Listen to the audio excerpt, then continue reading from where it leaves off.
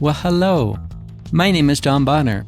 I'm a missionary, a pastor, and the director of Calvary Chapel Bible College in Cajamarca, Peru, in South America. I am honored that you would listen to my unique testimony, and I pray that it would be a blessing and an encouragement to you.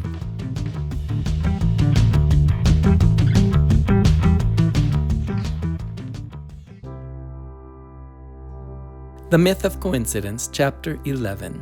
A Voice for the Unborn. Before I formed you in the womb, I knew you, and before you were born, I set you apart. Jeremiah 1:5.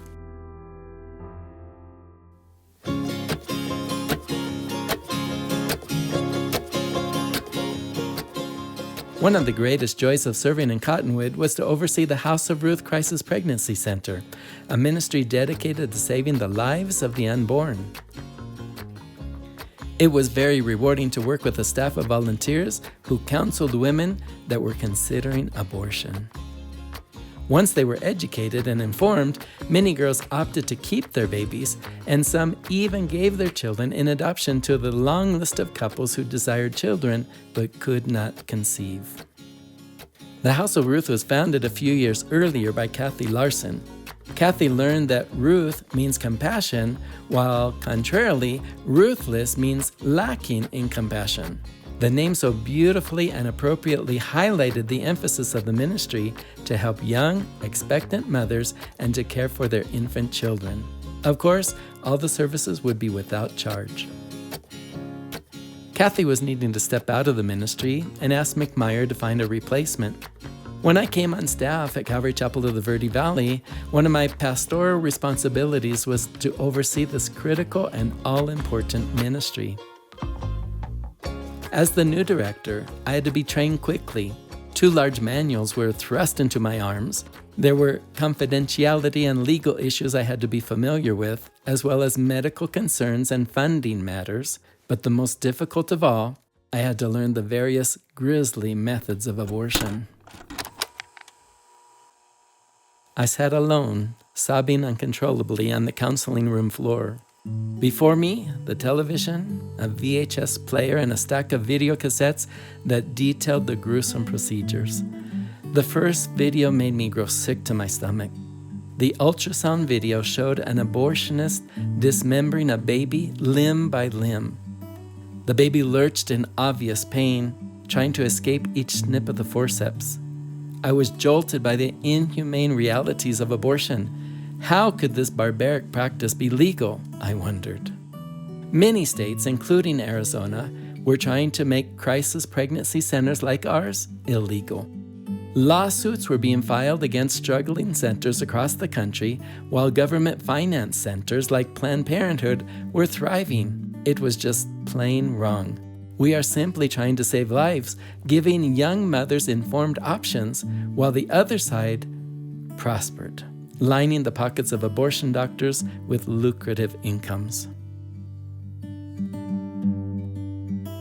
I would often represent the House of Ruth by speaking at churches and events throughout the Verde Valley. Many churches fully backed what we did, while others, to my surprise, opposed our work and felt that what we did was too political. I quickly learned which churches in our community were conservative and which were liberal. It was difficult for me to fathom how Christians could not step up and protect human life.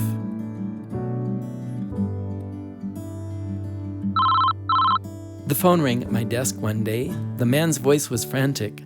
"You have got to help me. You need to do something. My brother's girlfriend wants to abort his baby. He is distraught. He wants to kill himself. Please do something."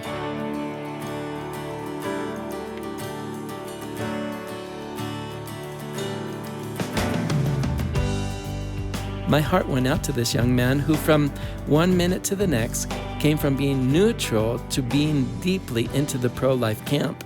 He was beside himself, wanting to call the police to do anything to save this baby's life. I assured him there were plenty of people trying to change the laws, and there were ministries just like ours reaching out to one girl at a time. But he needed an immediate solution. If not, his brother's own child would soon be eliminated. The argument seems to be regarding a woman's choice. I wholeheartedly agree that a woman should choose what she will do with her own body. She can choose with whom and when she will have sexual relations. But once a baby is conceived, she must surrender her right to the other person growing inside her body. That baby has a right to live. It seems contradictory that if a murderer kills a pregnant woman, he will be charged with a double homicide if the baby dies.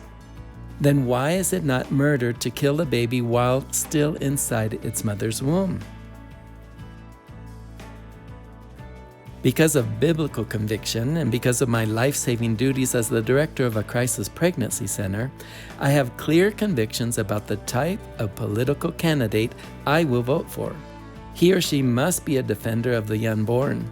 For that matter, he or she must be a defender of the people of Israel. God's heart bleeds for children, and he considers Israel his wife. This is what most guides me in the voting process. National safety and economic concerns are important, but nothing compares to what is closest to God's heart.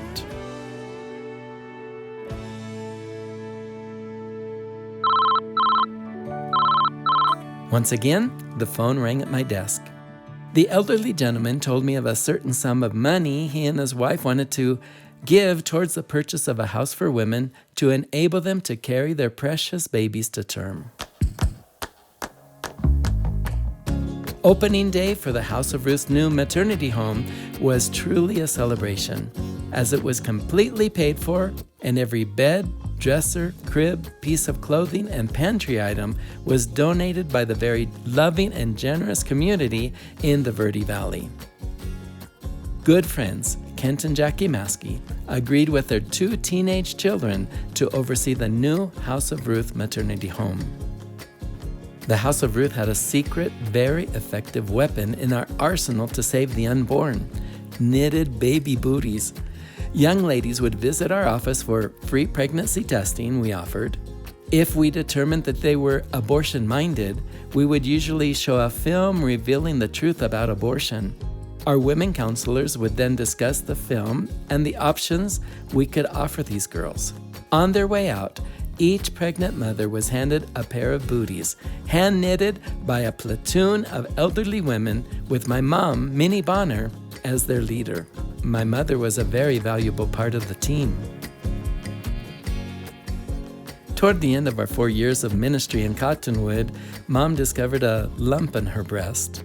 The doctor confirmed it was serious, and yes, her cancer was terminal. My mother passed away at 75. The day my mom died, I went home early from work and laid on my bed looking at the ceiling. The tears began rolling down my cheeks as I realized I was now an orphan. My mom and dad were gone. My sister Sherry was gone. I am stuck in an unbearable financial situation and not really in the place I wanted to be as a missionary. I felt as if I was sitting on the shelf, so far away from doing those things that I love, teaching God's Word to the people in Latin America.